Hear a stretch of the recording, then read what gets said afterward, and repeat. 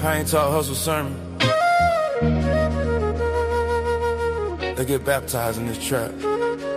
Left pocket pink 50, right pocket got blues in it. Plugs in them packs my way. Already know what to do with it. $1,000 shoes, I'm stepping on a damn mountain. He ain't running up no bed. Fuck with your boy, got it hard or soft. I'm Mr. Slang a ball, Mr. Meet You with a brick at the store. 2,000 on a coat, stepping on they throat. I'm Mr. Ride Foreign, I'm Mr. Ain't going when he's scared, ain't no taker. Slipping at the Walmart, he think it's safer.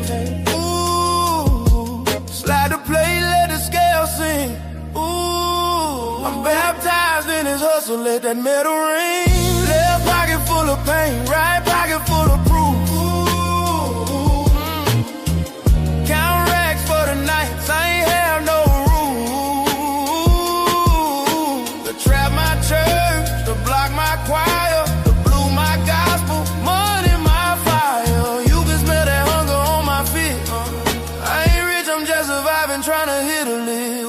Yeah, my plugs in the Lord, I bless the grounded land. Every pack another prayer, every flip another chance. I done seen 100 ball, watch the phone do flips. Every call a risk, every deal a trip. Trap doing hurdles, my heart still heavy. Your line moving slow, my scale stay ready. I don't talk much, I let motion preach. Every dollar got dirt from the pain I teach. Ooh, these rags don't fix the nights I cry.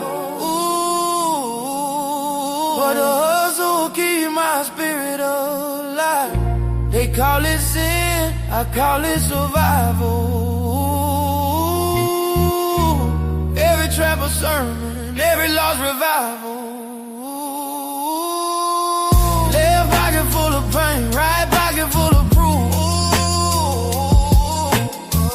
Count rags for the nights, I ain't have no room. To trap my church, to block my choir, to blew my gospel, money my fire. You can smell that hunger on my feet. I ain't rich, I'm just surviving, trying to hit a lick. Ooh. Yeah. Baptized in the streets. Swing the dough. Beat the road. Stack my pain. Count my soul. Ooh, trap blues, What a great song. I mean, what an awesome song. What do you think, Laura? Yeah, it's great. The last 2 seconds when I put my headphones on. I'm not putting on my headphones until that song is over with. It's just really loud in my head, and it's Yeah. loud. What's up, everybody? My name is Ron. I'm always with my beautiful wife, Laura. Yes. He's the voice, I'm the brains, and together we are almost a functioning adult. You know what I'm saying? I mean, not to point any fingers, but it has been a very good time. The last couple of weeks, we've had people send messages to say, stop torturing Laura, and some other things like that. We'll get into that later, but there was like 7 days of just really extreme camping out in the woods. You know what I mean?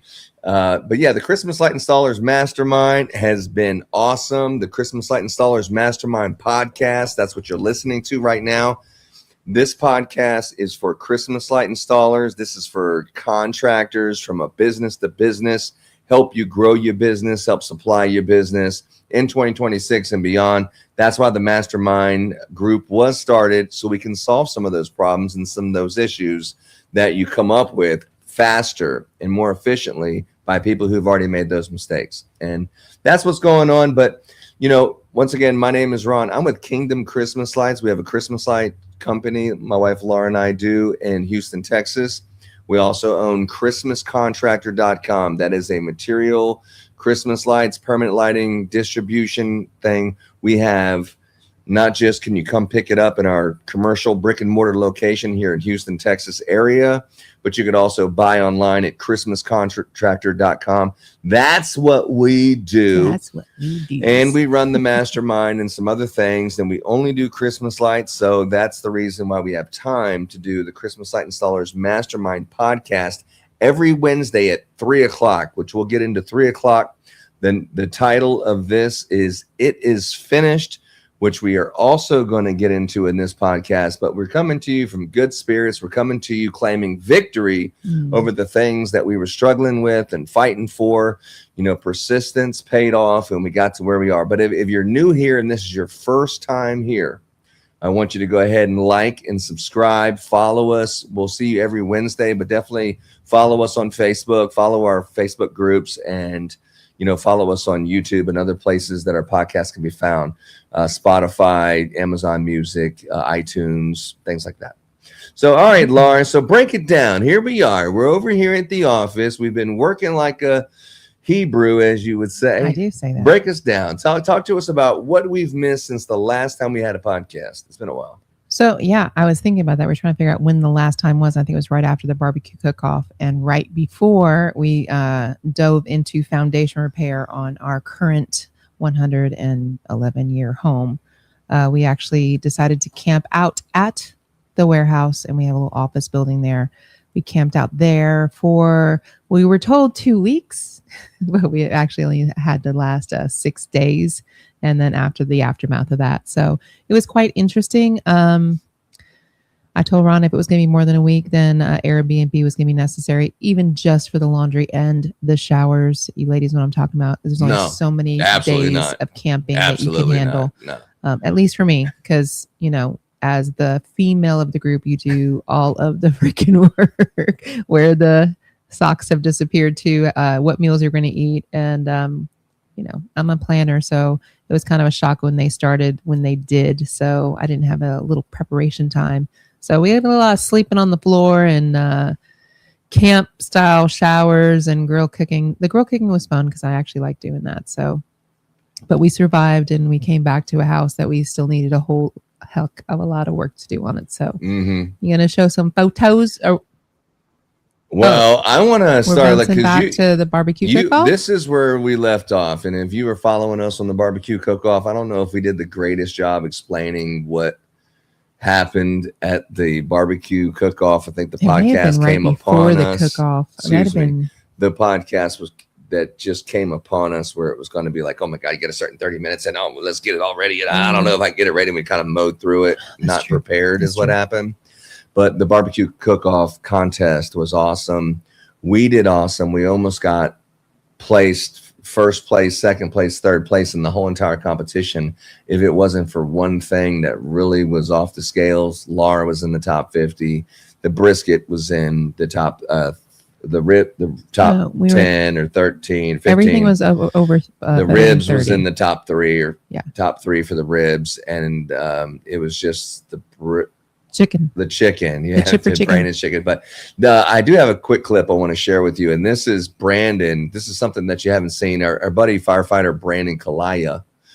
This is him when we finally got there on the last day. We kind of slept in because we were worn out from being at around all these kids and people and drinking. And maybe it was just us acting like kids and drinking there so long. But this was the first video of that I shared, but it didn't get as much attention as I thought. So here it is right here. What was it like when you first seen that the tambourines and stuff was coming here, dog?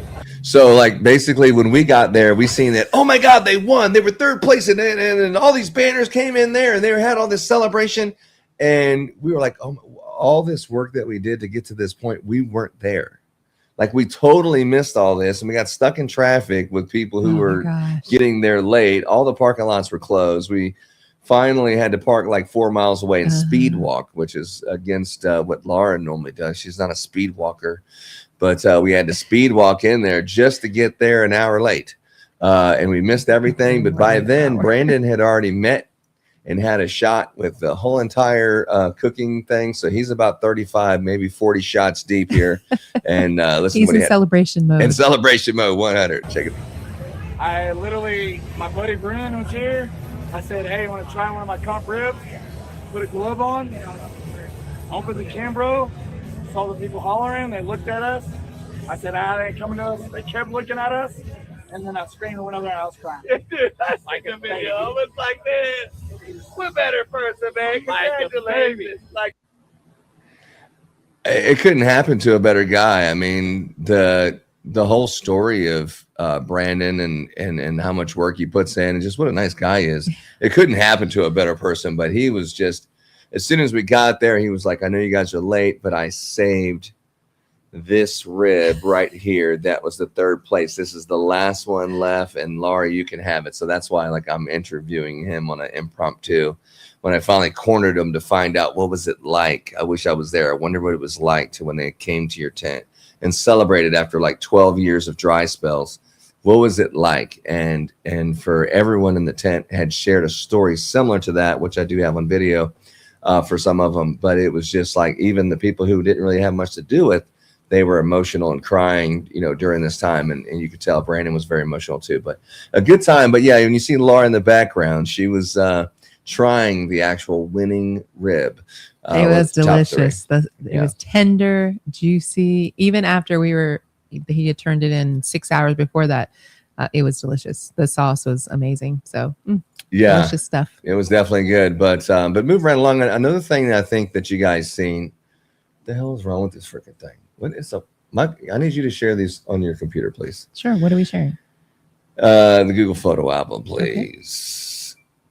Yeah, for some reason it no like me. Is there any way I can pause? I can step away. Take it. I got it. I'm sorry. I apologize. All right. Well, now that Laura's out of the way, let's go through a few things like the Mastermind tip of the day. There's been a lot of cool Mastermind tips of the day, I will say. I've been very happy with the Mastermind tips of the day, I'll add. But yeah, let me show you some things. Let's pull up a couple of them that we've been seeing here recently. Let's see. Oh, is this? Let me share this real quick with you.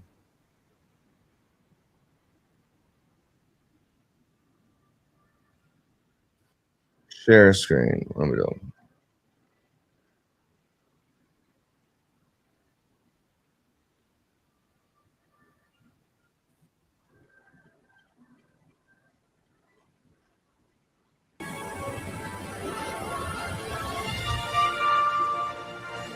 I mean, they're just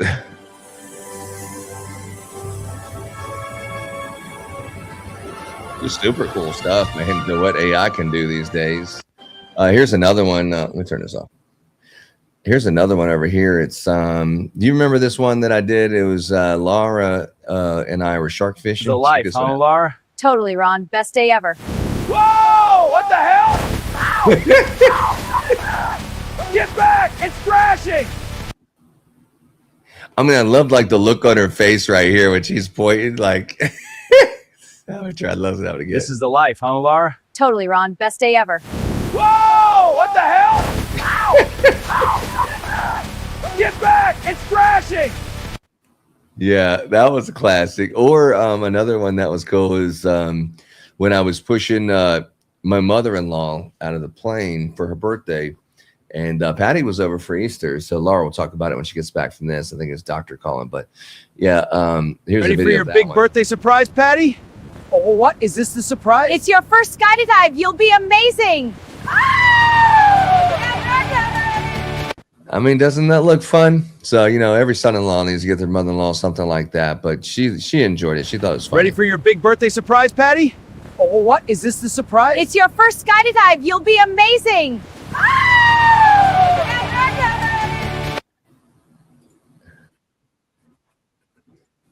Let's see here. We got another one. This is the church one. Check this out. A king comes on a humble donkey, that's just as the prophets That's the foretold. moment of true majesty. Yeah, I mean, the AI is okay.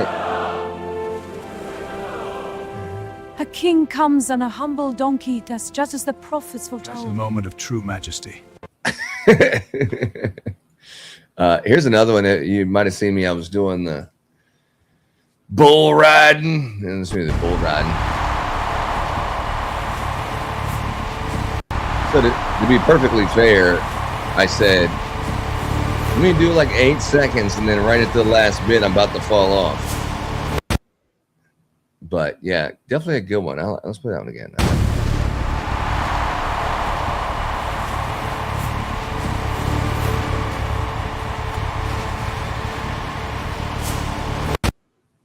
So that one's cool. Let's see another one we have. Oh, I'll tell you something that's going on since we're waiting for Laura. Something that's going on right now is the Plantersville Fire Department. So we make the videos for Plantersville Fire Department, or we have last year, and we're going to make them this year also. This is part of some of our outreach as Kingdom Christmas Lights and Kingdom Radio, that we do things like that and do promotional stuff for, volunteer fire department. Like they're paying someone to do things. Here's one that I made for them. They said it wasn't good enough. I need to do something better. But this is one I made through pictures and then did some AI imaging. Here it is right here. 911, what's your emergency?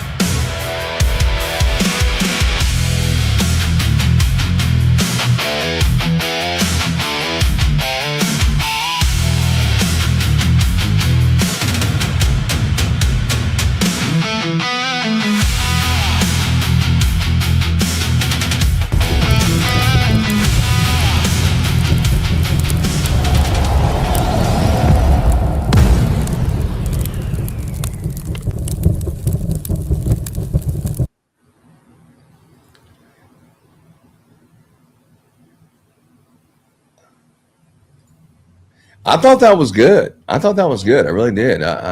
But I need to step up my game. Apparently, I need to step up my game. Let me see here. What are we doing here? What's going on with this thing? Anyway, but yeah, that's for the that is for the fire department video that I'm going to be making. A really cool one. Here's another one. Since we're still waiting on Lyra, let's go with. CJ Stroud. Anybody heard of CJ Stroud? He's got the same little Kingdom Christmas Lights situation I got, Kingdom Christmas Lights. So thank you, CJ, for supporting our stuff. And then let's see what else we got. Oh, check out this one. This one's really cool. I like this one. Howdy, folks. Welcome to Kingdom Christmas Lights in Plantersville, Texas. Check out this monster truck, perfect for spreading holiday cheer. And here we are, the headquarters, under Old Glory. I mean, I like the fact it's a Toyota Tundra monster truck, Folks, welcome to Kingdom Christmas Lights in Plantersville, Texas. Check out this monster truck, perfect for spreading holiday cheer. And here we are, the headquarters, under Old Glory. So, howdy, folks. That one's cool. Another one that's cool is the Houston, we have a problem. Let me see that one. Houston, we have a solution.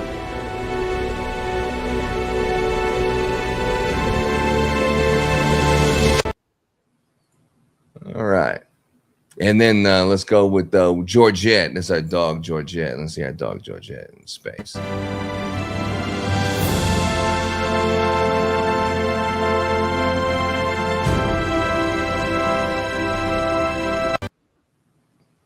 Yeah, so, all these things are things that you've seen that I was doing online, and we're about to go through these. I'm waiting on Laura to break it down with me on this live podcast that she just got that phone call. So I guess I could load up some tips of the day. Let's load up some tips of the day.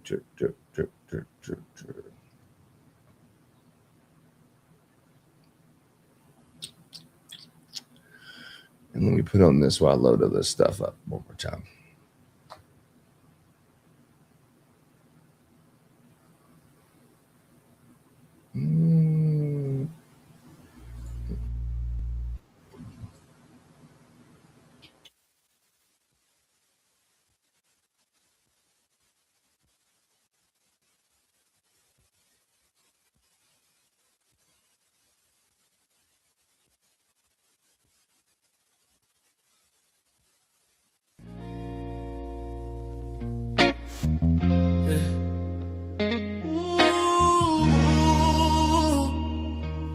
Yeah.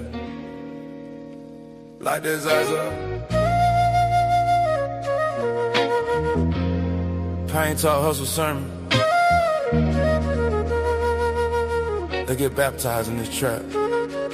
Left pocket pink 50, right pocket got blues in it. Plugs in them packs my way. Already know what to do with it. Yeah. $1,000 shoes, I'm stepping on a damn mountain. He ain't running up no bed. Fuck with your boy, got it hard or soft. I'm Mr. Slang a ball, Mr. Meet You with a brick at the store. 2,000 on a coat, stepping on they throat. I'm Mr. Ride Foreign, I'm Mr. Ain't going. He scared, ain't no taker. Slipping at the Walmart, he think it's safer. Ooh, slide the plate, let the scale sing. Ooh, I'm baptized in his hustle, let that metal ring. Left pocket full of pain, right pocket full of proof. Count racks for the night.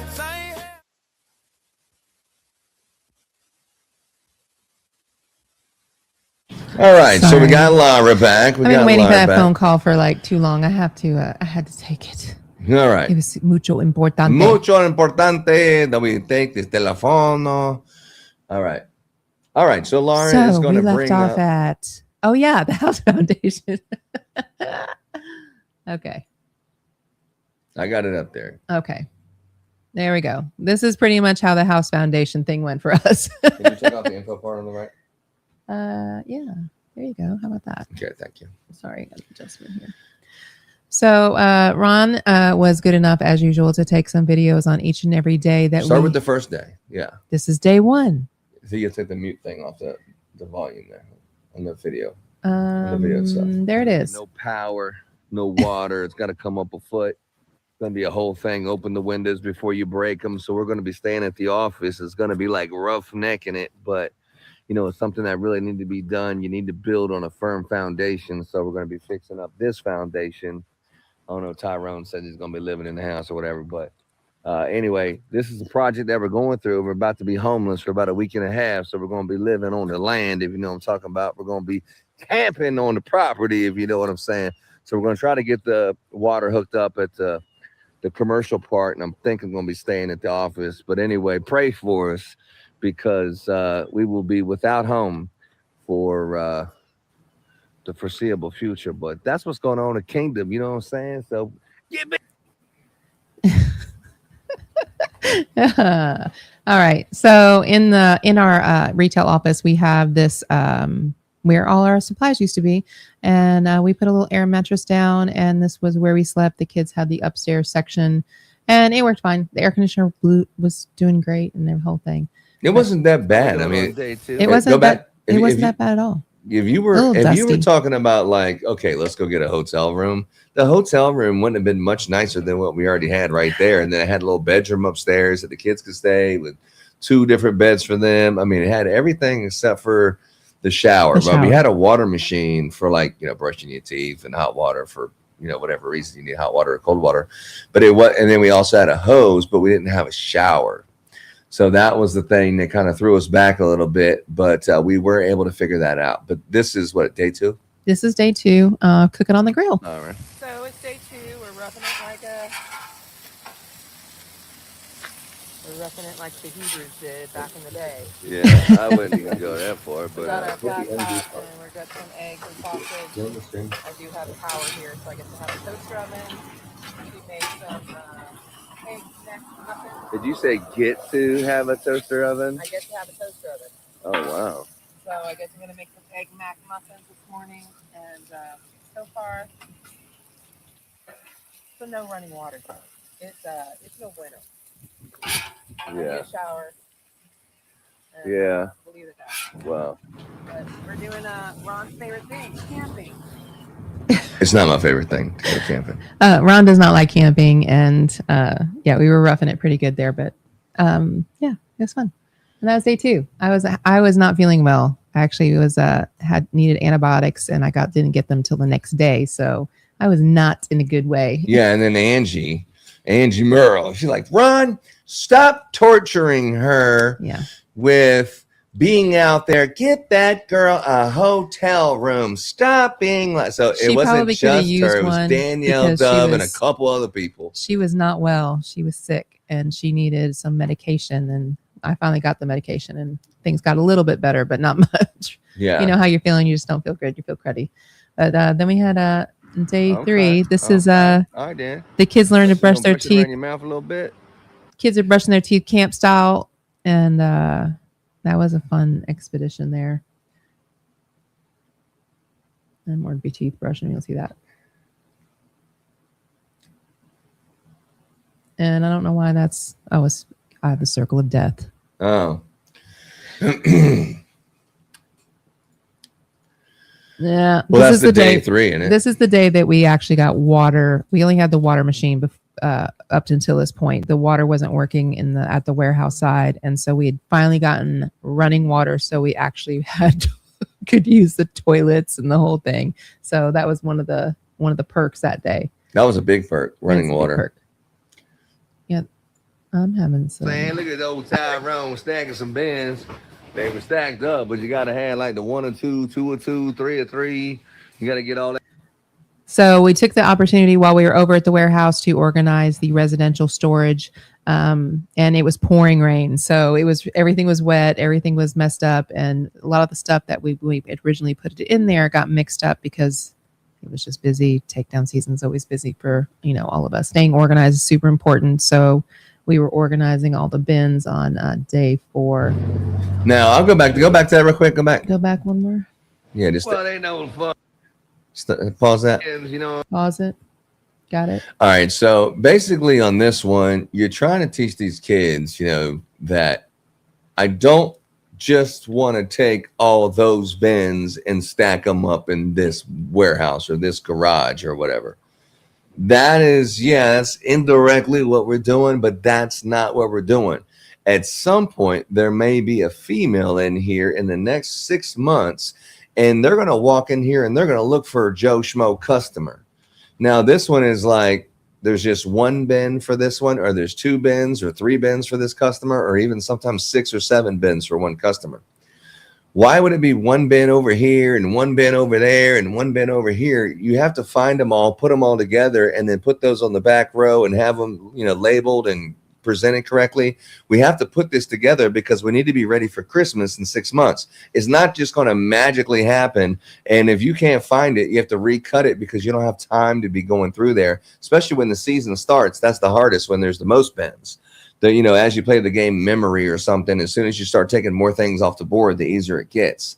It's process of elimination kind of thing, but you have to stack it up in the right way, not just move them on in there and then I'll deal with it later. There's too many I'll deal with it later. We're in the middle of it. I'll deal with it later project with the foundation at the time. Yeah. So that was what we had going on there. Okay. Yeah. And we also take things out of this store. This storage room is not big enough to line our bins up to where you can see every single name. So we actually have to move these bins out of there in season so we can get things sorted and have different cities and different locations. So that's one of the drawbacks of this particular room right now. We just built it last summer and we've actually outgrown it already. No, we have. We can't line up our stuff in there to where you can have everything visible.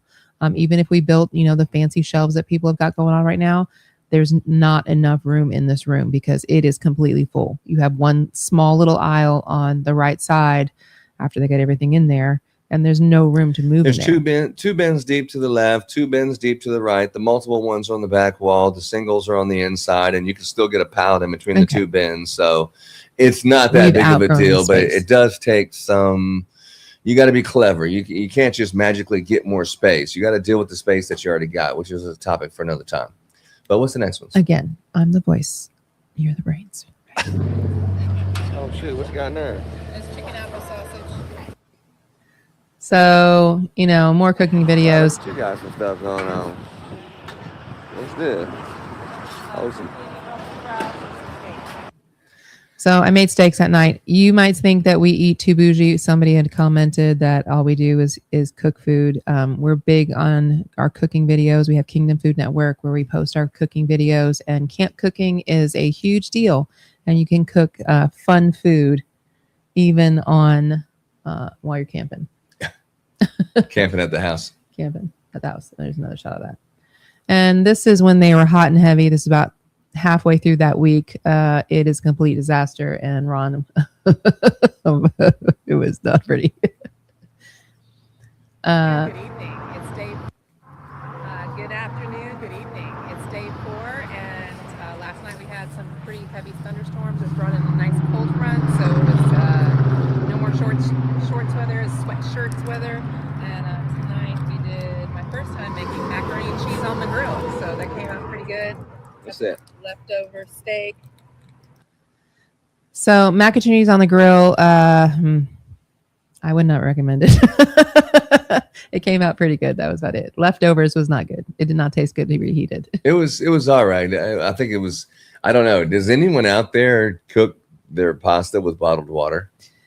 I probably should have, because I used No. Does anyone do that? I used hose water, and it was a bad idea because it definitely. Yeah, the macaroni tasted like hose water. The hose water. Yeah. It reminded us when I was a kid when we had to drink out the hose. And no offense to anyone who is living in a place where you drink out of the hose. I did that as a kid myself, Yeah, but I think I've gotten to my, no offense to Plantersville water system, which we love having city water, but definitely I would say that the bottled water, my body has come accustomed to the quality of bottled water versus tap water out of the sink. And, you know, just like if you quit smoking cigarettes, you can smell the damn things a mile away.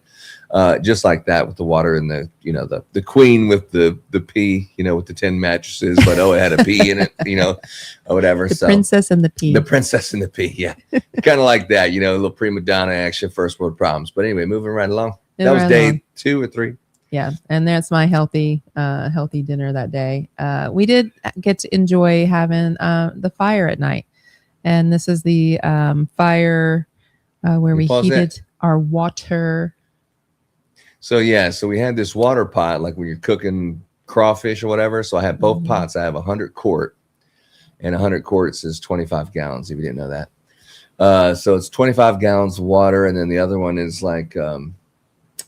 It's an 40 quart or something 60? Smaller. Yeah, it's smaller. So we were just on the fire, you know, flame thing. We were heating up the heated water, and then we put it behind the trailer for one person to take a pitcher of water and pour it on themselves and do the showers in this kind of candlelit area.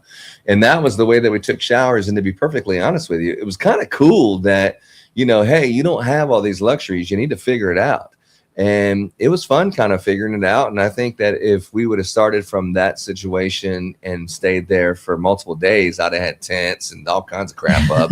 If that was the way I was going to live my life, I would have, you know, because we have a lot of things like fans and heaters and blow torches and flamethrowers and all kinds of stuff that we could have made like a really cool campsite. But that was not the true intention of our camping. It was just can we live out of the house at the office side for like 1 week? Could we do that, or do we really have to go get a hotel down the street? And we were able to pull it off, and I'm proud of us because we saved probably about $2,500 or so, I would imagine, something like that. Yeah, I would say that.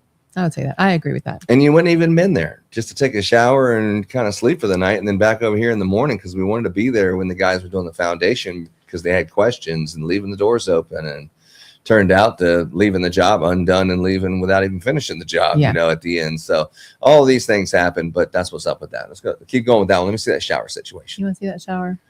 There you go. Oh, yeah. Look how romantic.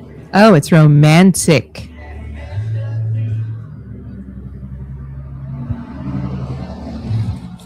So you had the sink there where you can have the running water in the sink. Like a romantic shower situation, heck, Cam. It's like a romantic shower situation, heck, Camo. Yeah, that's great. Awesome. Okay, moving on. Oh, this was even better. That's a better one. Can we go back to that one? Oh, with the big pot. That's the big pot. You needed the whole thing so I can wash my hair. So yeah, if you were riding down 105 and you see me walking down the driveway in my bath towel, then you got a free look at what a man looks like. But yeah, we had that. We actually put the heater in there, so when you're not exactly in the water, you can step back and be under the heater. So we really took it to the next level. Once again, it was advancing and getting better and better every day. You can go to the next one. Yeah, it was definitely like in the 50s at night, so it was not pleasant. Yeah, be, naked and wet. We did some car repair. We're fixing everything we got repairs. up. You know, anything that's been like, oh, it's Christmas, I'll deal with it later. We're dealing with the I'll deal with it laters, and there's a lot of I'll deal with it laters. There was quite a few. Yeah, this is, and then we ain't done either. What's I this? think this was last day. No, the circle of death. the last one was in the duck blind. Oh, the duck one. Yeah. Well, she doesn't want to play. Come on now. I made pancakes. This might have been day 3. I think we were out there for 7 days. I don't know. It won't go. You see if I can go forward. That was Mama when she was using the new chainsaw that we bought to trim some of the trees. Yeah. So each day we picked a project to do and on the property. So this day we were cleaning up the brush alongside of the driveway, which is still not quite complete yet because it's such a long driveway. But it was. We got the part. We got. There goes the volume. All right, so we got the driveway done, and then when you back out of our driveway, if you have a big truck, a 6-wheeler or something. Hey, everybody, it's day 6. Can you pause There it? you go. Oh, Did you pause it instead of? Well, when I asked him, I paused it. And Anyway, when they back the big trucks out of our driveway, there's like trees that you back into, and you hit the trees and then get out there. So I was trying to make it where it had like another 4 foot that you can back up and, you know, get out of the way for bigger trucks to come in and out of our residential side. And so that was the project. And then we took the tree trimmings as we were doing it and said, hey, as a treat, since we do some of this not very fun stuff, we can do some fun stuff and make this duck layer. So we went into the duck layer and started trimming trees and branches. And that's what this video is right here. yeah, she has been renamed to the Muscadine Grove because it's actually surrounded by muscadine grape trees. So, and it's turned into an adult section instead of a kiddie section. Actually Saturday, and we hear that we might be able to get back in the house today. And since we are outside, we're going to work on some of our property.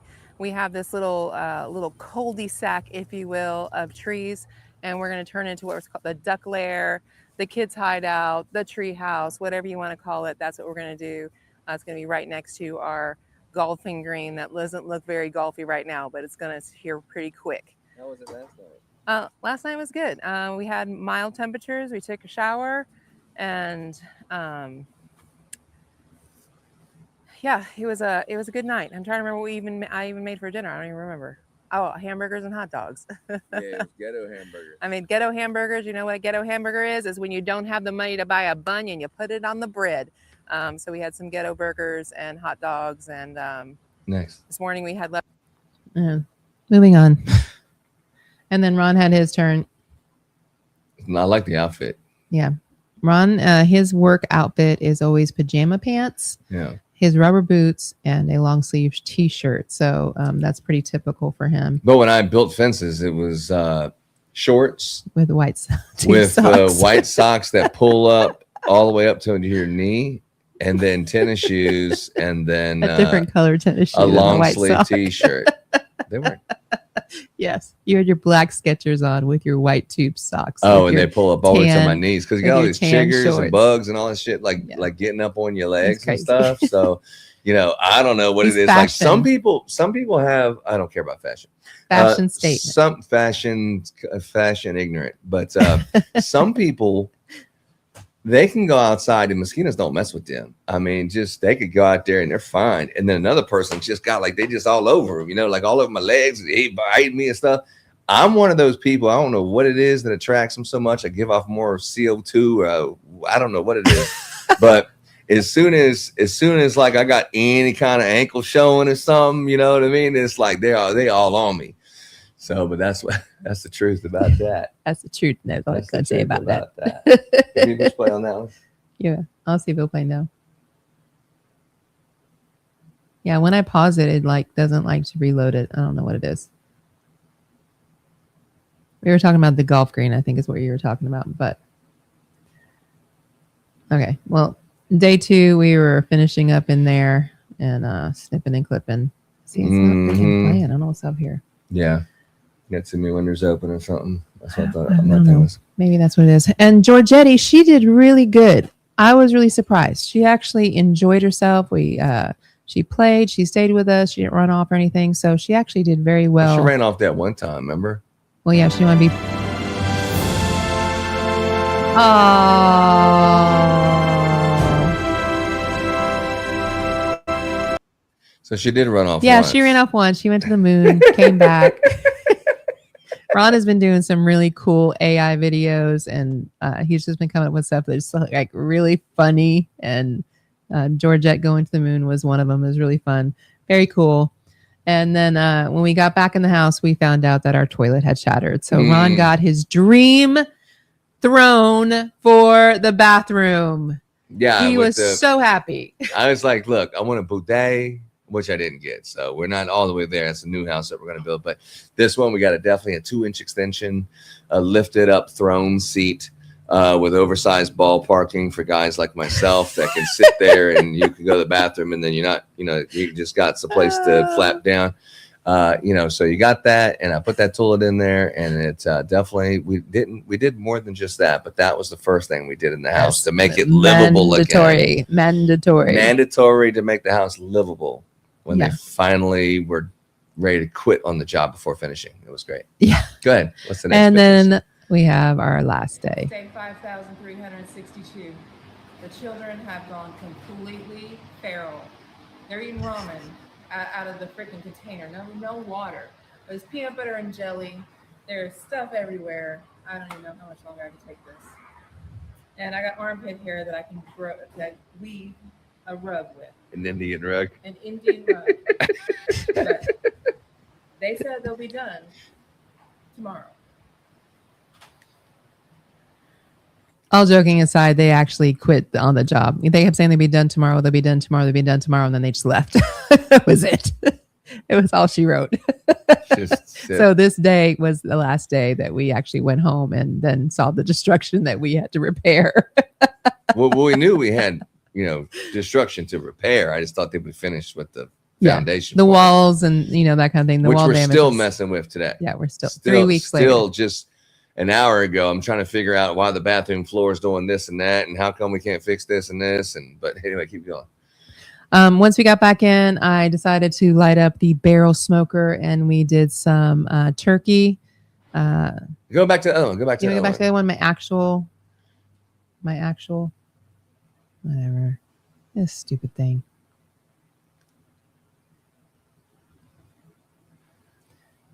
So this was like, she did one that was funny. That was like, man, I got I could weave an Indian rug with this arm hair and, something like that. She said those, and here's the nice version. The evening of day 7, and the cold front has come in, and we are in the house. We have a cracked toilet, which we're having to fix tomorrow. So if you got to do number 2, it's on you. And always keep your trusty wine and bottle opener handy when you're camping at the warehouse for a week. But all in all, we are all intact. We're all doing well. The water's back on. The water's back on. I'm going to take a real honest goodness shower in about 30 minutes. And I have about 50 million loads of laundry to do, but it's okay. Nice. Next. Okay. So anyway, I did the barrel smoker, and we cooked one of our farm fresh turkeys. It's been brining for the last 24 hours, and it's super soft. I can't find my cooking twine, so I can't tie a leg up. Pause that. Okay. That's done. Yeah. So basically, we have like freezers and refrigerators. We have like 5 refrigerators and big deep freezers. So one of the big deep freezers and refrigerators in the garage. But when they cut all the power out, the garage power was out. Just the way that it's connected. So we had to get an extension cords going all the way from the warehouse all the way to the garage so we can keep the freezer going. And as we're looking at the freezer before this even started, we said, we still have 8 turkeys in here from when we had turkeys on the ranch, and we had processed them, but we hadn't cooked them. We need to start cooking these turkeys and maybe use that for lunch meat or something. So this is the first one of that. And then keep going. Yeah. Keep going. And then that turkey. When I'm talking, just think about keep going to the next one. Fine. Okay. Sounds good. This is one of our homegrown turkeys. Look how big that thing is. Them processed, and we're gonna put her on the pit. I'll put her on the pit. It's a her.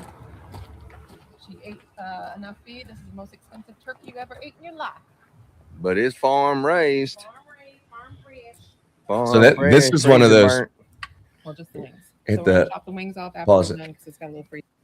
So this is the barrel smoker that Brandon sells. They're like $800 or something like that.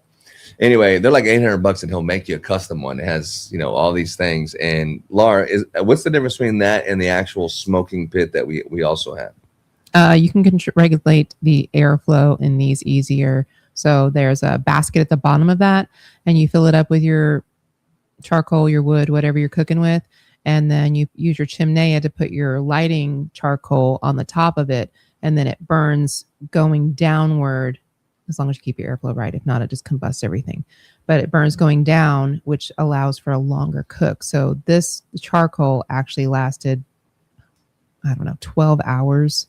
It was ridiculous. So it is very even, and I've cooked on it 4 times now in the last couple weeks. And I really like it. I'm going to do dinosaur ribs this week, so I'm really looking forward to breaking it out. You better be doing another turkey in the near future. You hear? Yeah, I'll do another turkey at the end of the week or whatever next week. Anyway, next is final product of my turkey. She was beautiful, moist, and actually we only had like a half a breast left over at the end of the meal. So, trying to tell you something. Yeah, she's about 10 degrees from being done. Oh, the whole thing's done?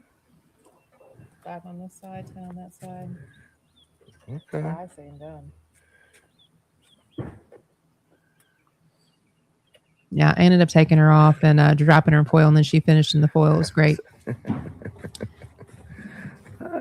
Shit. Any comments? Yeah, well, if you go back to that video, just if you can back up to the part where there's an umbrella hanging over my truck, or your truck, actually. So this is like, we're not here because we went to Home Depot, quote unquote, air quotes. We went to Home Depot for a minute to get some supplies, and we come back over here, and then Norbert's working on the K1.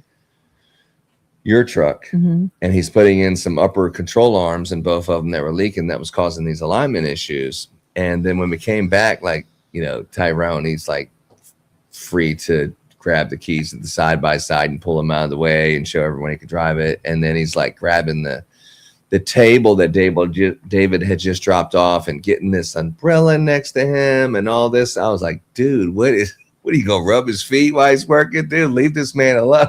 That's why I was laughing. I was like, man, if anything's gonna happen, the umbrella's gonna fall over on my truck, and you're gonna end up getting 10 lashes right before Easter. But anyway, just that's the reason why I was laughing right there. But the turkey came out great. It did. It came out great. It was great. And then, pretty much in the last week, we had some enjoyable relaxation time at Luby Tortilla, where the kids realized what Home Depot actually means. Someone spilt the beans. That's Tyrone for sure. Spilt the charo beans all over the table. Someone spilled the beans and told the family about the but this was like, hey, you guys have been doing a really good job helping us out. Let's go over there and celebrate and have a nice little dinner, and we'll go out there. And we took everyone except for Tyrone's girlfriend or whatever. Gracie. Yeah. And then when we got back, we did soccer in the backyard. We had a light up soccer ball, and we just had some fun time cutting up and just having a good time together. So I sprained my ankle out there. Yes, you did. You sprained your ankle. Ron always injures his ankle somewhere in the usually at the desk. Usually at the desk. Yeah. Sprained ankle at the desk. And the next day we had our fun Chick-fil-A estimate. Now when you go to Chick-fil-A for an estimate, they always give you free food. We got to taste the breakfast, which wasn't there a video with that? Yeah, it's coming up. And then we in the front, we got Ron right here doing a little video. What's going on, Christmas Light Installers Mastermind? It's your buddy Ron with the tip of the day. This is actually going to be a video. The tip of the day is start early. Pause it. Right now we're at Chick-fil-A. We do about 10. So like right here, I'm like, let's just get in front of this Chick-fil-A real quick because there's like nobody here, and it's a perfect like 9:30, 10 o'clock in the morning. So it's not like breakfast time and it's not lunch yet or whatever. And then as soon as like, all right, let's start recording me and make sure you got the Chick-fil-A in the background. And then all of a sudden this family shows up and they're getting out of the car, walking my way, like right here at this moment. And I was like, guess I just move out of the way a little bit. Do we stop recording and do it again? So let's see what I did. Chick-fil-A's, but this one was interesting because we almost had it last year, but it was like late November. It was almost Thanksgiving. And then the Chick-fil-A down the street was so decked out, the manager just told us that they lost 30% during Christmas from their customers going to the Chick-fil-A down the street with their families to look at the Christmas lights. And how troubling is that? It's all about attention. It's not just for Christmas lights and because they're beautiful. For businesses, it brings exposure. It gives you more customers and it's more inviting for customers to come there. And she now realizes that a small $20,000, $30,000 investment would be a great idea for their business or any business. And that's your mastermind tip of the day. Start early and make sure that you let customers know the value in doing business with you, like our business, Kingdom Christmas Lights. All right. Get busy. Get busy. So basically this video right here, the one down the street, 30%, if you're doing $1.8 million a month in sales. Does that sound right? It's over like $300,000-$400,000. It's a lot of money. It's 30% difference. It's a lot of money. If you're doing $300,000 a month in the Chick-fil-A, 30% is $90,000. $90,000.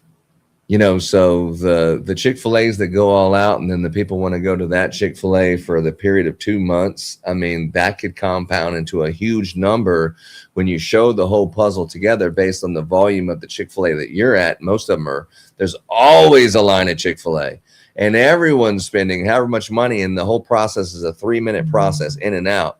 This particular Chick-fil-A was like, look, I want to do a whole drive-through thing. So all 3 minutes with a light show kind of thing here and this and that, and maybe something big on the roof. And, if my budget is this or that, do you think I can maybe add this or these things to it? That's when you really can not just offer value to your customers, but you can offer value in a way that you can say the increase in business that you're going to pull from other Chick-fil-A's and other restaurants down the street, that people just want to come to this one because it's such a magical display versus the one down the street that maybe doesn't have it or have it as nice. There is a value to that, and explaining that and showing that to your customers, or your customers say no to you because they don't think it's worth it. And then the next year when they do the math and they can analytically say, all right, I can totally see that I lost this much business during these months and I got it back after Christmas. So all of that makes sense. Yeah. All of that makes sense. And it makes a lot of sense for this particular Chick-fil-A owner. And one thing you'll learn about Chick-fil-A's is all the owners know all each other. Mm-hmm. They all know each other. They're all in a little family of Chick-fil-A ownership. I have not met one Chick-fil-A owner that hasn't been a really decent person, a real down to the core, honest, good person. They've all been a very honest and good person. And the people that work there have smiling faces. You don't see someone having a bad day or a bad attitude, whether they know they're doing it or just indirectly not knowing it. You don't see that at Chick-fil-A, which is a great way to run a business and to model your business after, is the way Chick-fil-A does, at least for the core value thing. So moving right along. Christmas light businesses should be like that for sure. It's exciting. It's the most wonderful time of the year. Proclaimed Christian business, it makes a lot of sense for them. Not like say, well, I won't want to offend anybody. It's like they're off on Sundays. They're true Christian business, and they're not afraid to say that that's the reason why we don't work on Sundays. And Christmas lights goes really well with Chick-fil-A's, and that's why we like them so well. Yeah. But the food's good too. I can tell you the food was good. I don't really eat fast food that much. Neither does Laura. But she came out with a whole sampler platter of pretty much everything that they offer for breakfast, and very nice people. Yes, there. very nice. Mhm. I enjoyed All right, that. moving along. Okay, so the next thing that we have is something that Ron and I have been trying to take care of for the last 3 years. You ready? And I'm going to skip the picture from church because that's where it's right here. So this day, last week, we were sitting in a courtroom with finally, after 3 years of... We're the only one. We're the only one in there. It's There's actually no one else there. Yeah. Nobody else there. It was just for us. We're going to trial. We're going to trial. Things are, it's going to be one way or the other today, and it's over with. And we're sitting there, and the opposing party did not show up. And they're texting them, they're calling them and saying, "Are you coming today?" And nobody was answering. They finally got a hold of one of the paralegals that was actually off for the day, sick. Allegedly. Their office was actually closed that day for whatever reason on a Tuesday, which was really weird. And she said that she got it in the mail today, but hadn't got a chance to do nothing with it. And then she said she wasn't in the office today. It's like, hold on, which one was it? You was at the office today and received this mail, or you didn't? It was just a bunch of lies. But we got down to the bottom of it, and when it came down to some ass kicking, that's exactly what we did. Mm-hmm. In the 3 years, it was actually a Valentine's Day present. It's Valentine's present. Valentine's Day present. This is the second time I've given a Valentine's Day present that's not true today, but it will be true, and I'll make sure it is. And Laura never believes me. Believes me. But because it just, yeah, one was like, Hawaii for her birthday that we were going to do on Valentine's Day after the season slows down.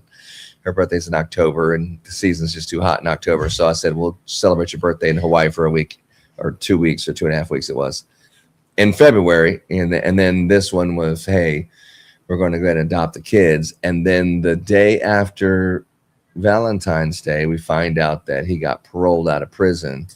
Yeah. So a lot of you don't know this. Ron adopted Stella and Levi.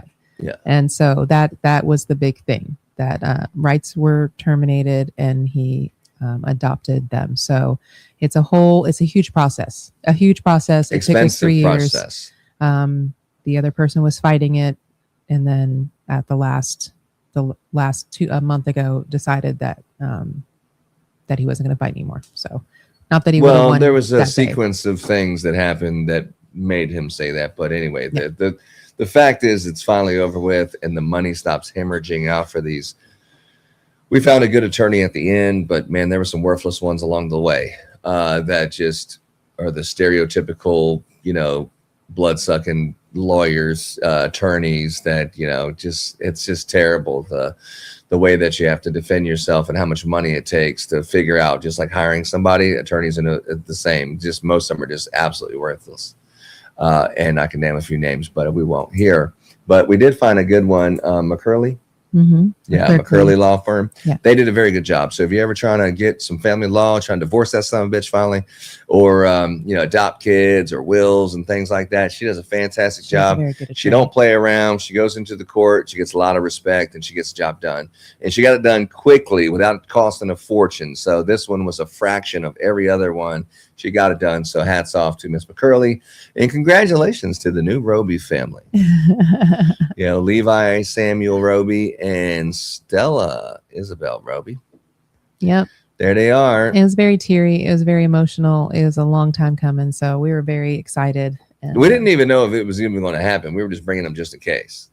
Yeah. And then it actually happened. I think if we knew that this was going to be the moment, I thought we might have dressed differently. Sure. But anyway. But it's a little judge sitting with us. And then, so he looks like Santa Claus too, doesn't he? Yeah. The kids were nervous because they were like, am I going to have to talk to him? I was like, well, he looks like Santa. It's going to be great. Yeah. Super nice guy. The guy's down to earth, man. Like a little local judge over here, family law, super down to earth, small courtroom, obviously. Just very super nice guy. I don't know how he is on other cases. I mean, I know that they do some really brutal, terrible cases. But on this one, you can tell that everyone in the courtroom, the reporters, the people who help out and say all rise and all these things, all of them love doing this stuff. This is the part of the job that they actually love doing, is adoptions, and people are happy, and the outcome is just a favorable outcome. The opposing party signed off and said they agreed that this is what they want to happen. It's just a really easy day. I think all the attorneys were like, this is what I became an attorney for, a judge for, a clerk for, or whatever, is because of moments like this. And it was a great moment. Yeah, agreed. All right. And then, of course, you have to have our celebratory lunch, which we had at the Toasted Tomato in Anderson. Really fun little spot. The Toasted Tomato. So I just posted on, this is like the power of social media. So I just posted like on the Kingdom Food Network. I just said with this picture right here. And I said, hey, today's the official, today we're having our first dinner, official dinner as Robies or something like that. Yes. And then 2 minutes later, or maybe 5 minutes later, the owner of Toasted Tomato sends out a nice dessert for us. Sends out a nice dessert and says, hey guys, I just wanted to let you know that I seen your Facebook post and we just wanted to send this out to you and tell you congratulations, which they must have said congratulations to us and everyone who works at the restaurant at least like 3 separate individual times. Mm-hmm. Hey guys, just want to let you all know congratulations. Thank you so much. Oh, that's so awesome. You would come here first. And I seen your message on Facebook and I was just sitting there like, hey, someone's seen a Facebook post that I did. Oh, it was weird, but probably because I tagged them in it. But that was nice for them to send out the dessert. It really was. Yes. So if you're looking for a nice pizza pie and you're somewhere in the Montgomery, Texas area or near Plantersville, Grimes County, if you know what I'm saying, stop by the Toasted Tomato. The guy's the artist. It's in Anderson. What'd I say? Grimes County, Montgomery. You're all over the place. You know what I'm saying? If you're in that area where we live, head up to Anderson near the old courthouse and go to right there at the Toasted Tomato. It's in the old drugstore. It still says drugs right above it because it's an old drugstore that they turned into a pizza joint. It's very good pizza. Very good pizza. Very good pizza. Yeah. They even have some barbecue pizza. It's really good too. Barbecue pizza, sandwiches, salads, mm-hmm. and they have beer, Texas liquor, beer, and all that stuff. So, and they also put on a great show for 4th of July. So, if you need something to do, fireworks, the best fireworks show I've ever seen. It would lasted the whole entire thing. They did a concert. There was fireworks going off while the people were playing the whole entire 2 hours. It was crazy. Yeah, it was crazy. All out. The whole thing. It was like, man, I don't know how much that cost, but it wasn't cheap. So, hats off to Anderson. Yes. In Grimes County. I'm going to move into Good Friday and Easter now. You ready? Yeah. All right, let's go. So we did the traditional leg of lamb for Good Friday. We and challah bread was very delicious. We did sweet potatoes. And sweet potatoes. Mm-hmm. Look at that medium rare beauty right there. And then I would say that's medium, but okay, medium. You sure have a lot of correcting me today. Yeah. Yeah. Uh-huh. That's a tuning fork. Yeah, my tuning fork. My beautiful tuning fork. Your expensive handcrafted cutlery that your husband got you for Christmas. And then the first room that we have almost 98% finished in this remodel thing is the bathroom. Look at that ceiling. That ceiling is brand new. Yep. We got the ceiling and the walls done. I just got to do the white trim a little bit and that whatever with the floor. We got to fix whatever with the floor. We're still working on the floor. So we got the light fixtures all put in and it's just looking good. And then of course we had Easter. We actually went to the Cowboy Church where Jake was supposed to go with us. And he didn't. So we had a good service there. And then back home for our Easter egg hunt. We have our annual Easter egg hunt on the Roby Ranch, and we put out enough eggs for about 100 kids. And which they had to wait there for like 2 hours for David Merle to show up on time. We put out enough eggs late, for whatever the case. We had like 15 kids, and they had a basket full of eggs, so it was a good time. Yeah, we had a fun time. The kids ready to go. So, and I think that's where we go to the Merle's videos next. After that, maybe. Yep, it is. And last but not.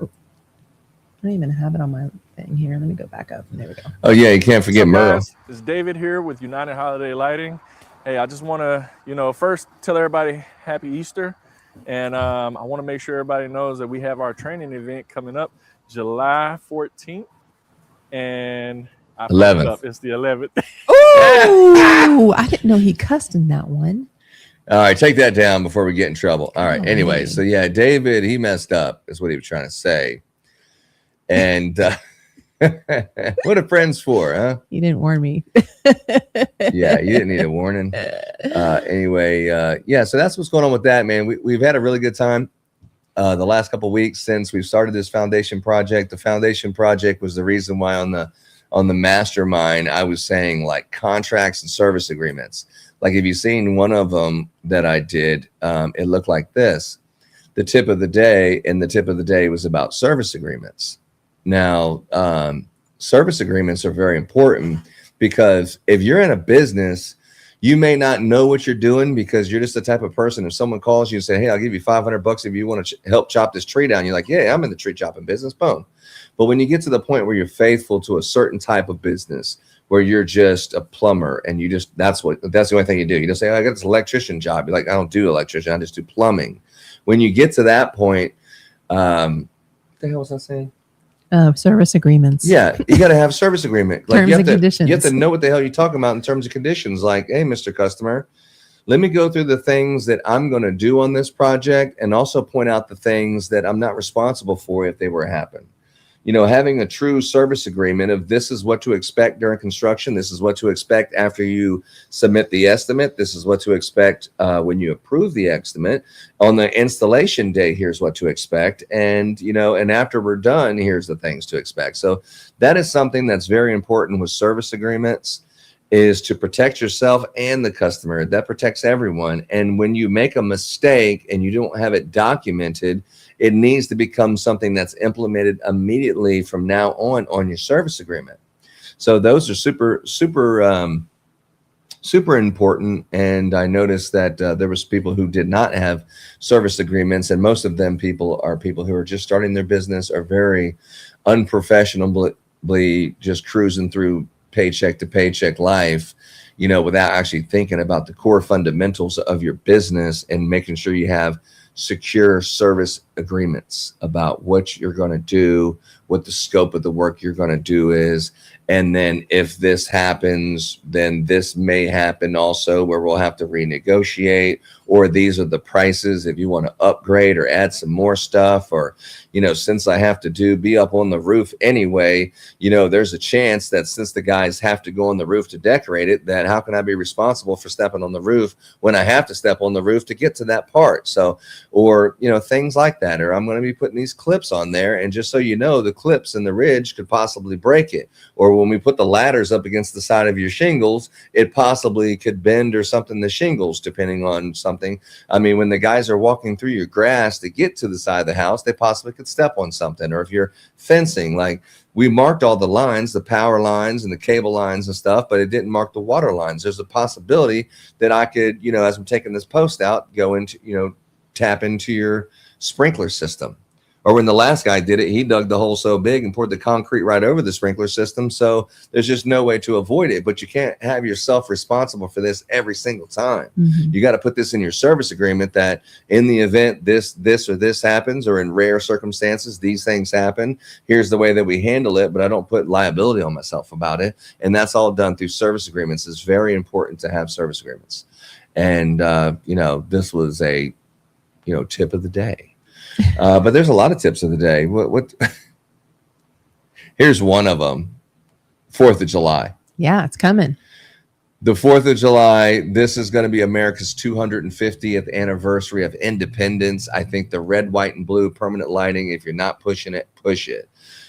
Permanent lighting, 4th of July, being patriotic. There's still appointments available between now and the 4th of July. If you want to throw a 4th of July party, if there's any way that my professional company can help you out with temporary lights or decorations, or you want mini lights or red, white, and blue of something anywhere here and there, HOA communities, commercial establishments, anyone throwing private parties and they want some kind of 4th of July patriotic things. I'm all about that. I love doing that kind of stuff.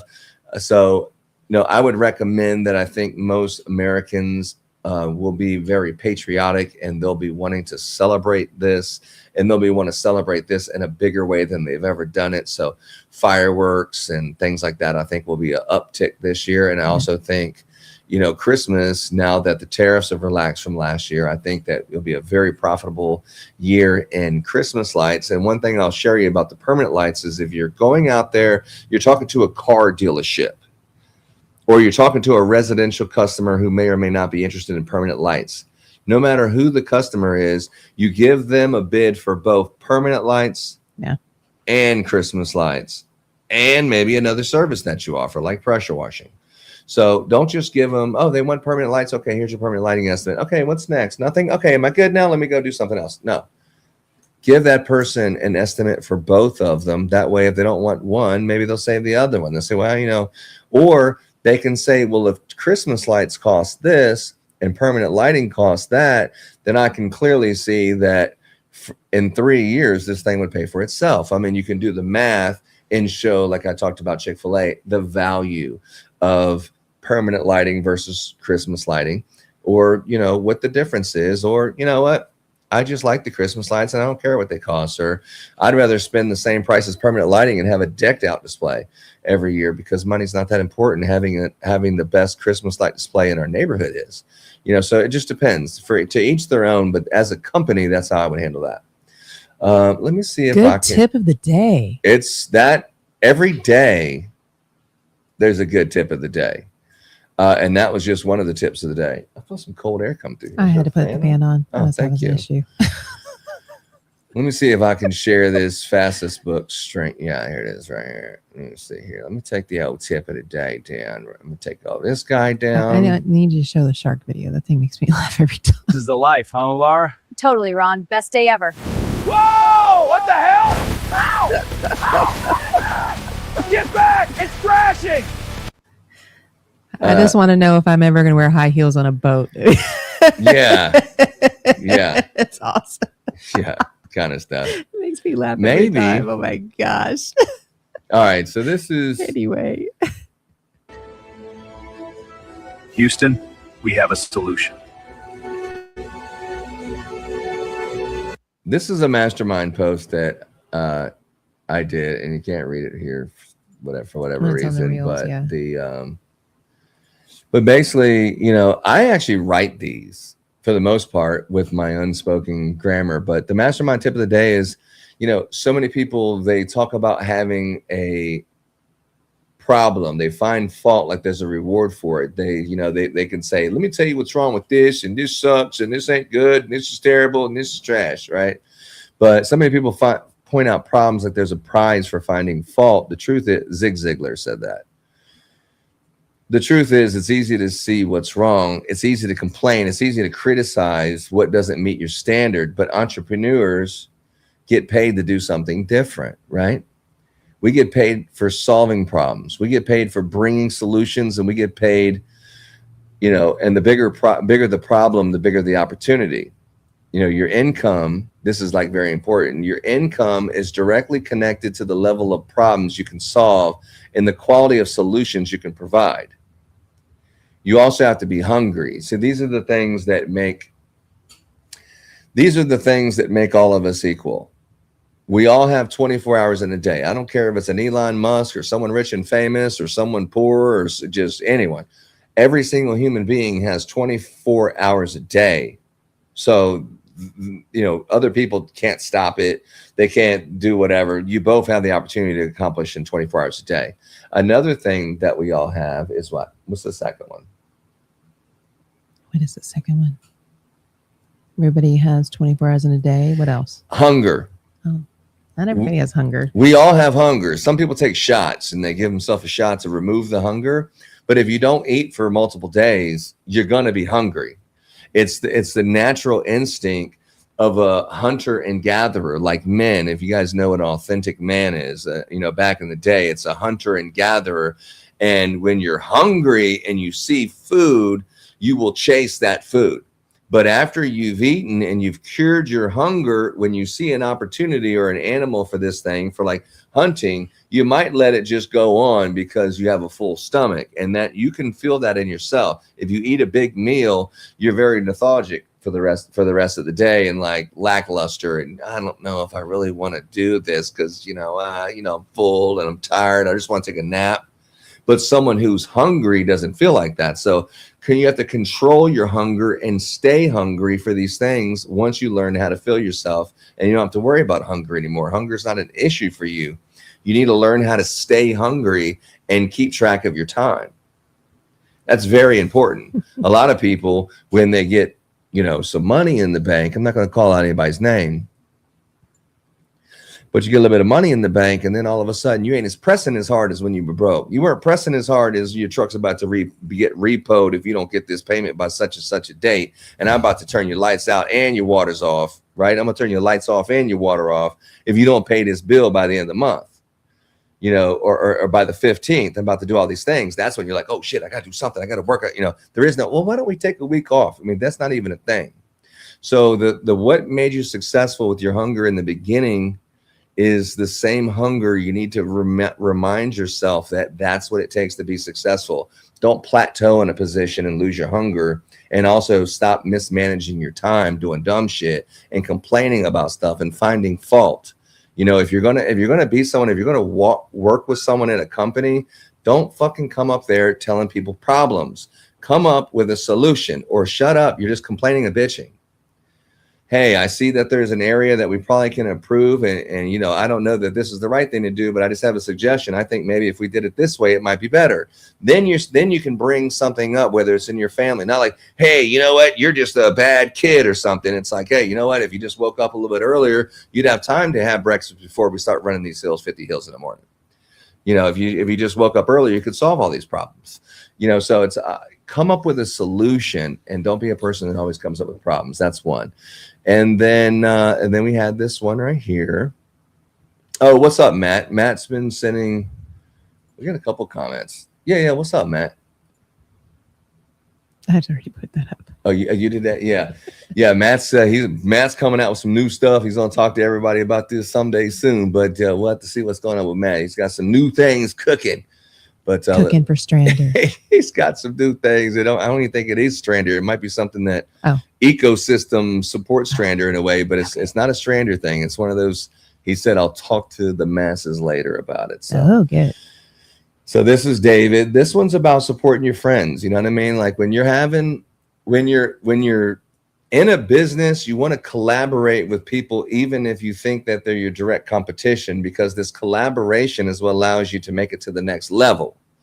If you don't collaborate with people and you just say, I'm not talking to this person, we're not on speaking terms, and you're not going to have the opportunity to learn a damn thing from them because you're not on speaking terms with them, or you're just enemies with them, or anything that they do, you just want to do the opposite. You see in the political realm of America how that plays out. There are good ideas, and there is a way to collaborate and resource things and get things cheaper, and that's what David and I do. And to be perfectly honest, between David and Amar with United Holiday Lighting, that's down the street, that's also a distributor that is a direct competition to us, our collaboration was a major part of success in our business last year. Out of all the years, last year was one of the biggest years that the collaboration helped. Yeah. And then this one, Laura can tell you about this one, but this one that I posted here, where it looks like I'm wearing some Santa robe and I'm looking in the mirror. I mean, it doesn't look exactly like this, but I think every single person looks into the mirror and you have an opinion of yourself. Some of you have even taken it to the point where you have a conversation with yourself, an encouraging conversation to pep yourself up. Other people look into the mirror and they just see something that they're not happy with, and it actually adds to their insecurities. For what reason? No. You need to speak life over yourself. You need to speak good things over yourself, even if no one else is doing it. You're in a relationship, or you're in a situation, you're in a family or something where negativity is just like the default things and everyone criticizes each other. You cannot let someone else control your emotions. You're the only person in controlling of you having a bad attitude or you not having a good day. No one can fix that for you. Only you are in control of that. And when you look into that mirror in the morning, or any time that you face yourself or you talk about yourself, you need to do it in a positive way. You are bright. You are smart. You are badass. You are going to take advantage of what's going on today. You are going to kick ass. Yeah, everyone's looking at you like the boss, but you're going to show up, man. You were born for this. Man, you're looking good. Man, look at you. Man, God, you're looking good today. You know, you're going to kick ass and take names. You got this. I believe in you. Come on. You know, I give myself this pep talk, and Laura says, you're just being cocky, or, you know, what do you say? Yes, that's kind of what I say. But You're you were full like, of yourself. You really, really, really, really, really, really, really do that. Yeah, no. You got to speak life over sometimes yourself. I think he's saying something to me, but he's not. He's talking to himself. You have to speak life over yourself. You have to give yourself the confidence, because your words are so important. That's the point of the whole thing. The power of your words. Don't say, well, I'm not really good at that. No, we sucked at that. And I'm just not good with computers. And you know me with electronics. And, you know, well, I might, you know, I'd be lying. I might be lying, but telling you this, or, you know, I don't know if I'm really the best person to talk to about these things, or, you know, God, that was stupid of me, wasn't it? I mean, stop speaking negativity of yourself and start speaking positivity of yourself. Find positive words to use towards yourself, because you really can accomplish anything if you just speak positivity into your life, come up with a plan, manage your time, and execute. Stay hungry. Those are like the key fundamentals of success. But anyway, moving on. That dude kind of does look like a little bit. Kind of. And then the monster truck. The monster truck. This was all about get to the point. And this is so important. I'm sorry. Let me get back to the point. Get to the point. All right.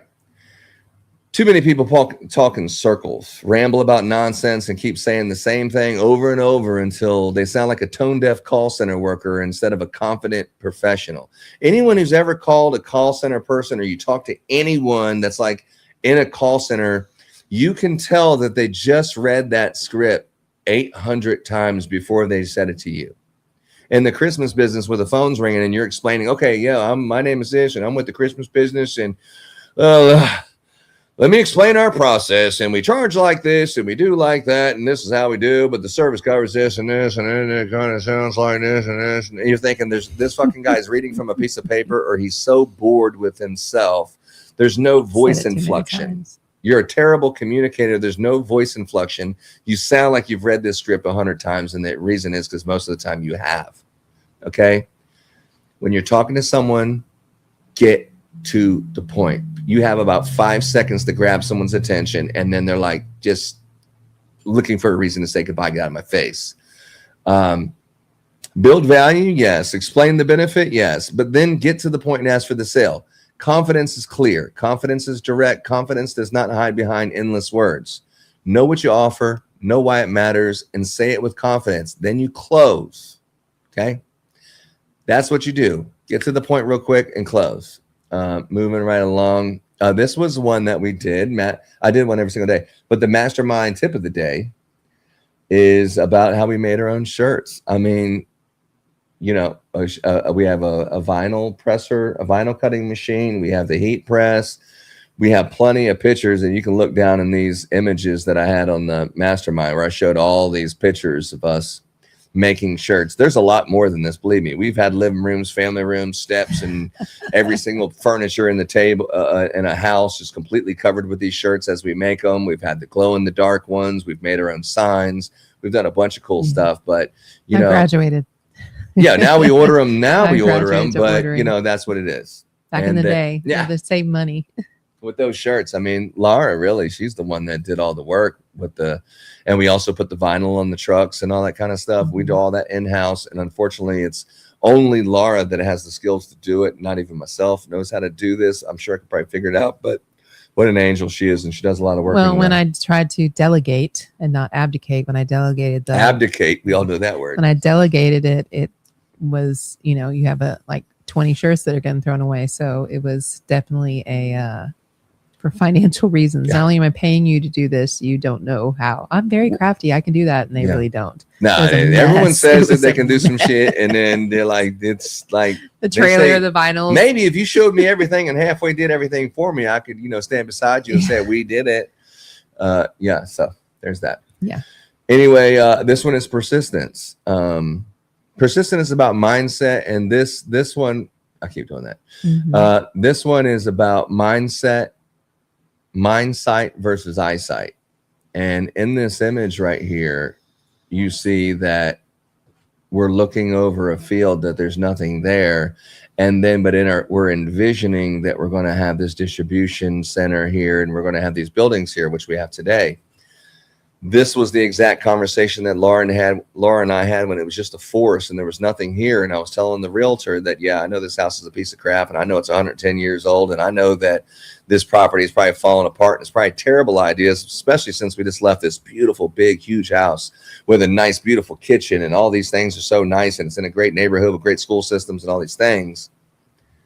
That is not for us, because, you know, that I just don't feel that that's for us. We need to get some acreage. We need to get some stuff. And I really think on this land right here, we could build this, and we could do this, and we could do this. And all those things have happened, even though our realtor at the time, sweet, nice lady, was like, Laura, would you just please tell him that this is the biggest mistake that he's ever made in his life if he chooses to do this?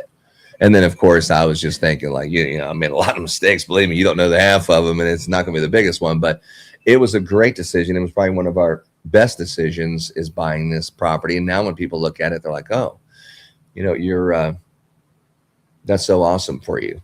But it reminds you of Joel Holstein. No, we don't talk. I wouldn't go talk that about that far. Offline, please. I wouldn't go that far. But so basically, the big difference between mindsight and eyesight is your eyesight only sees what's happening right now, but your mindsight sees what can happen before it ever shows up. That's why persistence matters so much.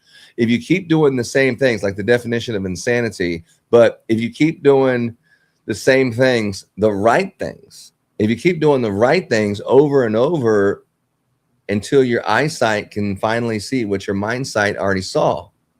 You know, it's like, man, I look like a fat slob, you know, but I did like 20 push-ups, and then yesterday I did 20 push-ups, and I'm not buff. My eyes, I'm not seeing it. I'm not seeing it, but your mind has already seen. If you work out every single day, you are going to look, you know, towards what you want to. You are going to be more muscular. You are going to be bigger, but you have to keep on doing those things until your eyes can see what your mind has already seen. And that's like that with everything. You have to envision it. David Goggins said, first, you have to believe in your mind that it's possible. Then and only then will your mind begin to break down tactically how to do it. Belief in yourself and belief in what you see. I have a vision for what I'm going to do. I can totally see it. And then you just keep on coming up with a plan and be persistent until your eyes can see what your mind has already seen. So that was that. But this is like every freaking day. This is every day, babe. This is the mastermind where I turn into Santa Claus for the mastermind. I mean, it's a smooth ass looking Clark Kent, if you ask me. You know what I'm saying? But you know, look at him. Looks like he ain't messing around, ain't playing no games. But that was just about AI. This one over here is about, you know, fast delivery and keeping up with the competition. If you ain't going forward, you're going backwards. Everyone knows that one. But check out this little video, boo. Is it not?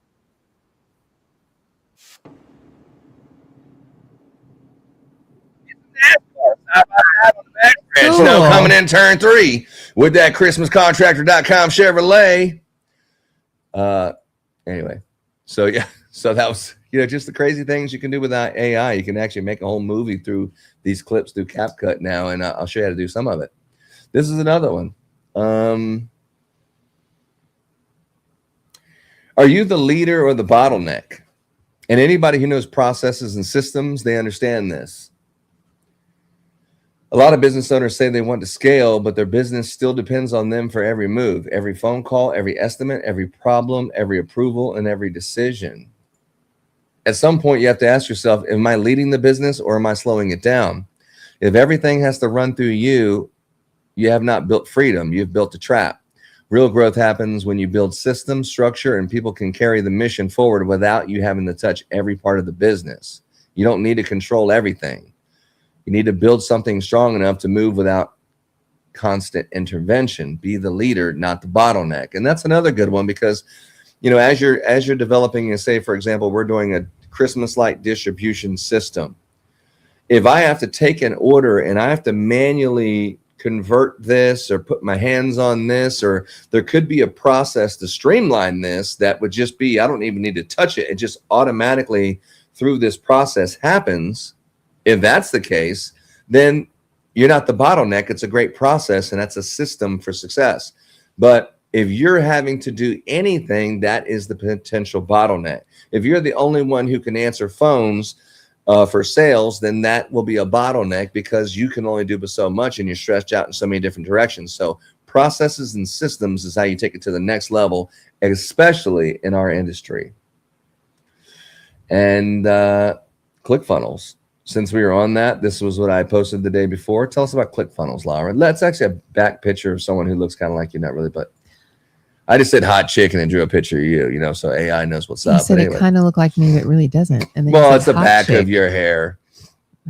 What do you want me to tell you about ClickFunnels? You get your Facebook, your business Facebook page, you get your Google My Business page, you get your, even though I'm not a fan of Yelp, even your Yelp page, and you have your company listed there, and then your leads can come in through that, where it's ClickFunnels, where it all funnels into one thing, whether it be your website where your estimate form is, or your website where your estimate form is. That's really where you want it to go. You don't want them to have to call you because your phone is going to start ringing off the hook.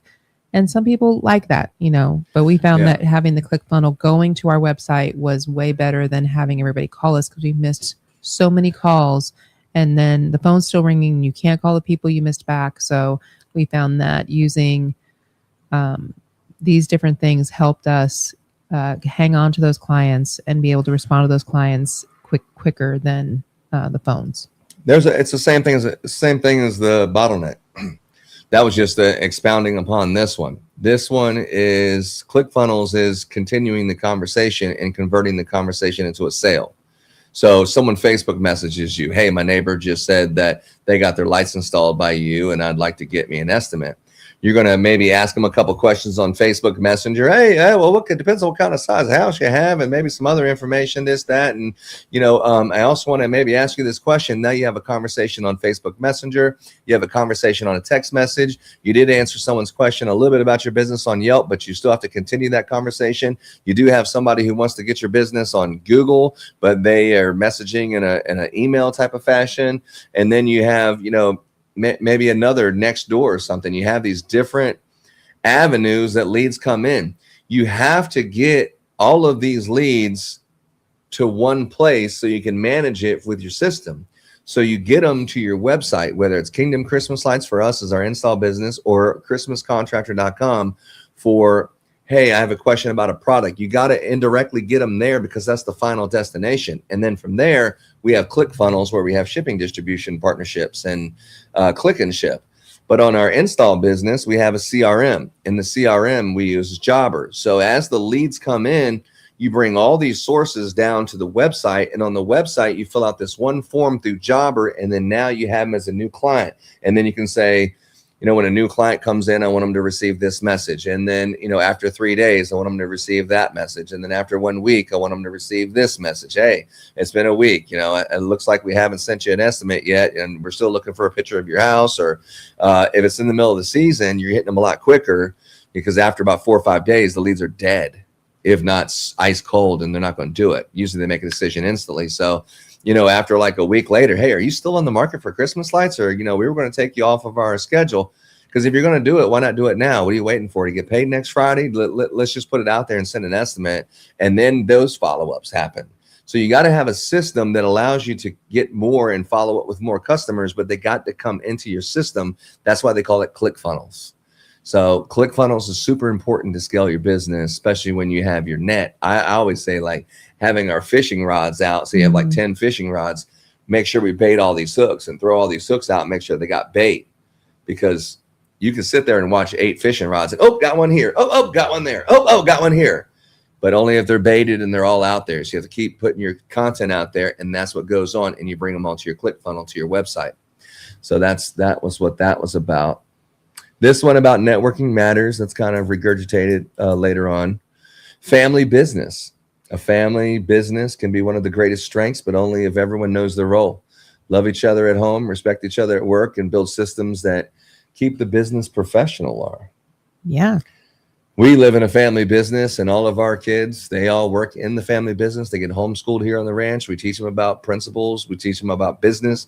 We teach them about Jesus, and we teach them about working in the Christmas light business and what it's like, and all the homeschool math and everything. Now that thanks to ChatGPT, all of this math is business math. If I had this many light bulbs and here's what I make per bulb, and if I sold this many bulbs, and now if you had an employee that makes this amount of money, how many bulbs would I have to sell to pay for this person's daily wage? And going through all these scenarios and just learning about business. Because when we first started, the kids are very nice, like Mom, and then they say, hey kids that came from wherever, before you leave, take these spritzers with you. Here, everyone gets a gift. Let me give you some, $20 and $50 and $40 worth of shit. And it's like, what are you doing? So teaching people the value and teaching the kids business, this is your legacy, and having a family business and your kids and the families working together to grow with each other, or even a husband and wife team that works together. That's like the strongest one, but not everyone has that luxury like I do, but it definitely is a key to success. All right, what else we got, Larry? How to pay your workers. Hourly trades time for money. Salary work trades responsibility for money, and performance-based works trades results for money. Basically, if you pay somebody by the hour, everyone knows what that means, right? Lara? Yes. If you pay him by the hour, everyone's going to feel like I am worth more than that an hour. But I feel like you're paying me less than I'm worthing, so I'm going to give you a little bit less than my best, so that way I feel like we're even on the value. And that train of thought will never stop. An hourly employee, you think maybe if I just paid them by the hour, they'd take the time and do it right. It's just the opposite. They're riding the clock. It definitely milked the clock. They're riding the clock. Everybody knows that. If you pay them by the day, Laura, what's happens when you pay them by the day? Then their day is a shorter day. You want to work the shortest day possible. So how about I start at 8 o'clock or 9 o'clock, and how about we get done at 3 and I'll skip lunch? It's like we're missing the whole point of I need you. That'd be nice if I had to be around you. Like, let's just try to do the least amount of money possible, or least amount of time possible. But I need you. That's the reason why I'm hiring you. So I need you to accomplish more. But when they do it by the day, that is something that seems to happen, that they work less hours. That's correct. Mm-hmm. And then what is the other one? The other one is when you do performance pay, what's the downfalls of that one? It's difficult for them to go back and redo their maintenance if necessary. Well, performance is the best because you pay them by performance and you can hold back and stuff like that. But the thing about performance is you just get paid when you get it to the point where the customer pays. When you pay people performance pay, the biggest thing is quality. Yeah. Because they race through it just to get the paycheck. Hey, the lights all turned on. Okay, perfect. The lights turned on. Boom. But you didn't waterproof the connections. You didn't hide these wires. You didn't do this correctly. This over here is spliced up kind of weird and janky. The lights aren't really over here. The tree is not positioned like it's going to last until Christmas. But you don't care about that because you just need to get it to the part, whatever the minimum is to get paid, nothing extra, because you need to move on to the next performance paying job so you can make more money. So that one, you have to really microanalyze quality. The quality that the crews are doing before you would pay them to be done. And that's another issue for that. So we personally do performance pay because we're in a business that is such an expiration date on it. If you want to make $20,000, $30,000, or $40,000 this month, you can. But if you make by the hour, there's just no freaking way to work enough hours to make that amount of money. If you got a baby on the way, or if you got a new truck that you really got your eyes on, or you're really thinking that now's the time in your life that you want to buy this house or have money for whatever, just whatever kind of major thing that you need to get an influx of cash. When you work at hours, you're kind of limited on those things versus the performance pay. You could work 14, 15 hours a day like a real man and go out there and make that money for your family like they're depending on you to get it. You really could do that. You really have an opportunity to do that. And a lot of people that work for us, they appreciate that. And they've been with us for years. And we've been working on the quality issues. But that is the major thing that you do deal with paying like that. This one is Jesus. This is defining your why. Mark Twain said, the most important day of your life, the two most important days of your life is the day that you're born and the day that you figure out why. Defining your why is what keeps you going when you want to quit. So defining your why is very important. If you haven't defined your why, sit there and think about it a little bit. Why do you do what you do? Is it just for the paycheck? You do it because you love helping people out? Is it because you're passionate about it or something? Why do you do what you do? And was there a moment where you felt like you were born to do that? And then, of course, who could forget service agreements? We talked about that first. And someone else did something. And that was your first one. That was my first one? Yeah. Yeah, so there's been some really good posts on the Mastermind. I do like the Christmas Light Installers Mastermind, not because we started the group. I like the Christmas Light Installers Mastermind because when we started the group for our own personal reasons. I started the group because we needed more connections for things that we couldn't get in season. I needed those people. And in my opinion, they were all personal mentors of mine at the very beginning. Now, I did realize out later that my personal mentors don't get along with each other. I did notice that later on as we started the group. That became so clear and apparent very quickly about the nasty part of the Christmas light installation business on the other side of it. But, having like, hey, I need a tower tree tomorrow or next week or something. Oh my God, what do I do? What do you do? Go into the Mastermind and there's like 10 people that sell tower trees. You can have it tomorrow on the way in a week. You're at a job late at night and you have an RGB question about some kind of something. There's like 6 of the best RGB experts in the Mastermind that can help you out just with the simple asking a question real quick. You can get in touch with like some of the best people in the country right in the Mastermind. It's like anything and everything you want with the Christmas light installation business. That's the reason why we started it. That was the original core people who were even in the group before we went like a whole entire year before we even allowed more than 20 people to be in it. And then from there, it turned into 7,000, what it is today in 2 years. And we hope that the Mastermind is going to get to, the 14, 15,000 and things like that. But either way, I don't want to sacrifice the value of the Mastermind because that's the most important part. Mm-hmm. So that's why we've also been pouring into the Mastermind as much as we possibly can. But before we go, Laura, what do you have to say besides check out this fire department video? Oh, check out the fire department video. But also don't forget, today, you have one more week, people. If you haven't prepared yourself. For what? IRS Day. IRS Day. IRS Day. The hell kind of day? The 15th is coming. Yeah. Well, it's always, if you're in the Christmas business like us, that's a great day because when you prepare for taxes, you dissect everything you did and you can figure out what worked and what didn't work and where you went wrong. And like, I spent how much on materials? We spent... we didn't hardly buy any materials last year, but it was like $660,000 that we spent. And it was like, on what? On what? I mean, so much. On what? What the hell did we buy? I mean, I can give you the list. But you start doing that and then you start looking at how much you spend on labor and how much you spend on all these things. And it really does paint a picture that thing that you thought was working, when you look at the numbers, it doesn't really make that much sense.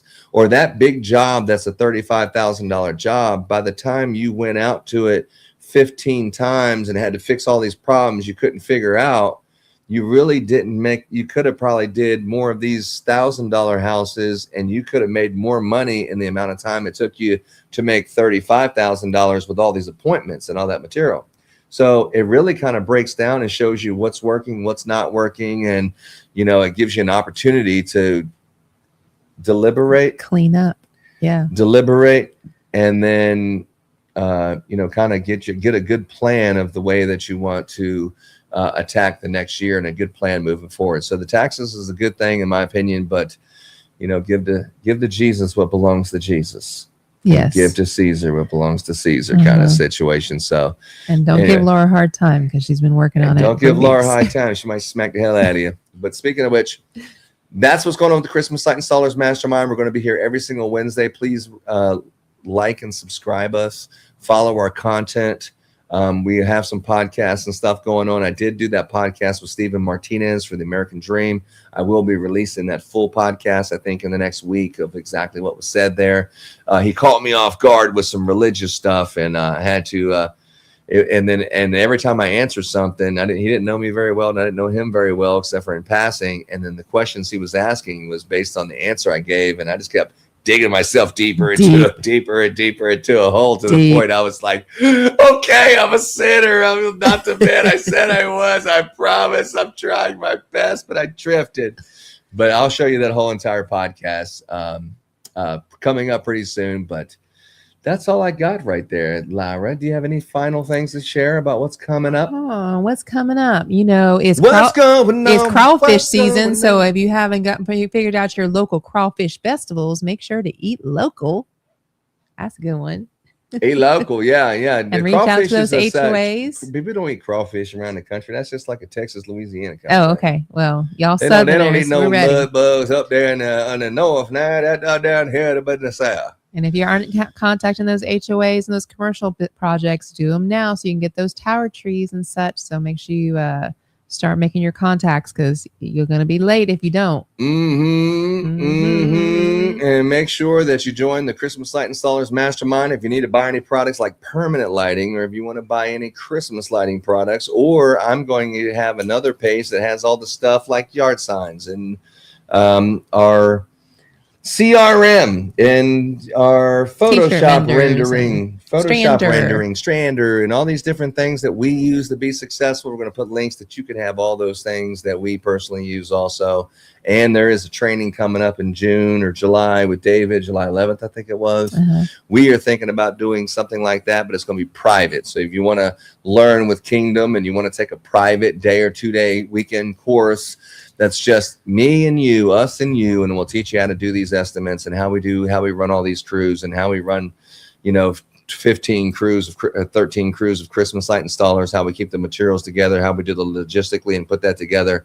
We are teaching that, and that is something I don't care if you're not doing 500-600 properties or something like that. This is something that can help you be more efficient. I'm not saying we're the best at it, but we are definitely doing it on a really high level in comparison to a lot of other people around us, and we'd love to help you out. But our time does have a little bit of price tag on it, but maybe we can barter some stuff, and that's where we are on that. Okay. All right. So, you know what I'm saying? If you tell me about the Get Busy joke. Oh, yeah. I almost forgot. So, you're sitting on the couch and you don't have any hunger because you're just lazy. Ooh. You might just be lazy. Lazy ass. And you really don't have any drive, but you want to have drive, and you just need to remember that you need to get off your ass and get busy.